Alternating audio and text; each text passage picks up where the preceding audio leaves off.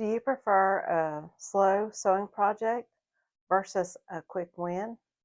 I want to share what I'm working on and let you know if it's a slow project or a quick project. And then we'll also catch up on my Fabric Wheel of Fate. I want to choose my top 2 favorite patterns that I made up in my first version of this Fabric Wheel of Fate. If you're interested in hearing about this, stay tuned.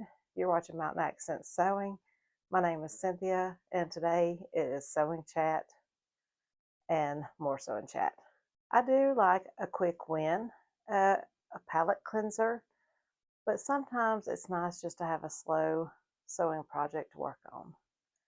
And if you've watched some of my previous videos, you know that I've just been feeling a little bit out of my sewing mojo, and I've lost my sojo, so to speak. And I'm trying to just be easy on myself and do something a little bit different to get it back. I decided that I would make a non-garment project, so I'm working on the Noodle Head range backpack. I've decided that July is the perfect time to work on a slow sewing project, and I began the Noodle Head range backpack. I've been wanting to make this pattern for quite some time. Range backpack is a nice backpack that has 2 outer fabrics. You have your main outer fabric and a contrast bottom. Now I ordered both of these fabrics from Andrea at Beyond the Pink Door, and they are water resistant canvas fabrics. Let me show you the fabrics. This anthracite color is what I have chosen for the contrast bottom.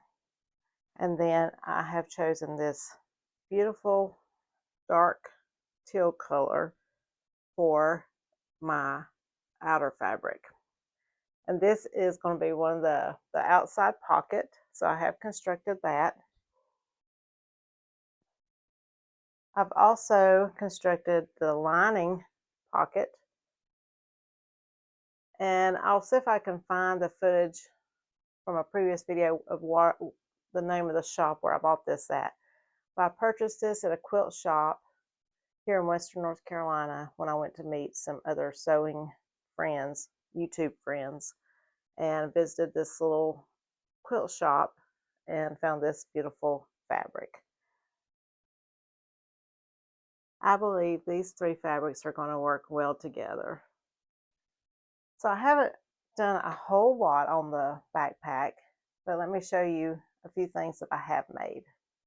So basically, I have been working on constructing the straps for the outside. Now you can use webbing, but I wanted to highlight that beautiful quilting cotton. So I've got my 2 straps constructed. I've got the hang loop, and this is part of the closure that cinches the top of the bag. And then I think I've got another one of these that's somewhere behind me. There are 2 of these that go at the bottom of the backpack. And she does recommend using a denim needle like a size 16 or 18. I was using a size 16. And the only place that my machine really struggled was sewing this little bit right here. And I'm not sure if it's because of all the layers of thickness, because there is interfacing on this entire piece. And so it does make it a little bit thicker. So I'm thinking that I'll need to be really slow when I go to construct some of the other pieces, especially when I add some of the other layers of interfacing in because of the thickness. And this machine does. I'm using my Singer Quantum Stylus that you can slow it down. I think I'll slow it down and just take it really nice and slow when it comes to some of those places where the fabric is rather thick. Now, I had no trouble getting it to go through the straps, even though it's very well interfaced. And yeah, I'm looking forward to getting into this project a little bit more. But the great thing about doing a slow project like this is like you can work in as little as like 5 or 10 minutes or 30 minutes. And so there was some days where I spent about 10 or 15 minutes like working on this. Then one evening I just worked on just these straps, so you can break it down into as small or large segments as you want. And another aspect of taking a slow sewing project is that I'm not feeling pressure. I have no deadline. I can get it done whenever I want, and that is really great. I do have a palette cleanser lined up. It's very nice to have this slow sewing project, but I do have a palette cleanser lined up for later, and that's going to be a True Bias Jessie T. Now I do have plans to make a dress, and I would like to get that sewn up in August. So I may be working on that in conjunction with this slow project. But we'll talk more about the dress later. Let's talk about my Fabric Wheel of Fate version 1. We had 6 fabrics on this wheel, and I'm just going to go quickly through the items that I made, and then I'm going to rank my top 2 out of the 6. And it's a little tough because I really enjoyed sewing most of these projects, and each of the projects taught me something a little different. So what did I make? You can go back and watch the playlist. I do have a playlist for this Fabric Wheel of Fate if you want to see all of my videos. But I made 5 different patterns, even though I had 6 fabrics. The pattern that I sewed first is M7976. And I made 2 versions of that. And the first one I realized was a little too cropped, so I wanted to remake it again in another fabric, and the other fabric also was more suited to my color palette because I am cool.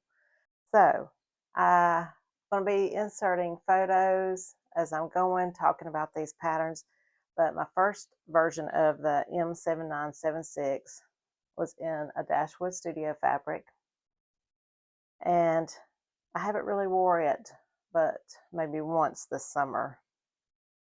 My second version was in I think that's an art gallery print rayon, and I have worn it several times. I really love that top. And then I have the Maison Fauve Palma top. I've also worn it a lot, and it is in a beautiful Nerida Hanson viscose fabric. Then I made a sweater, and it is out of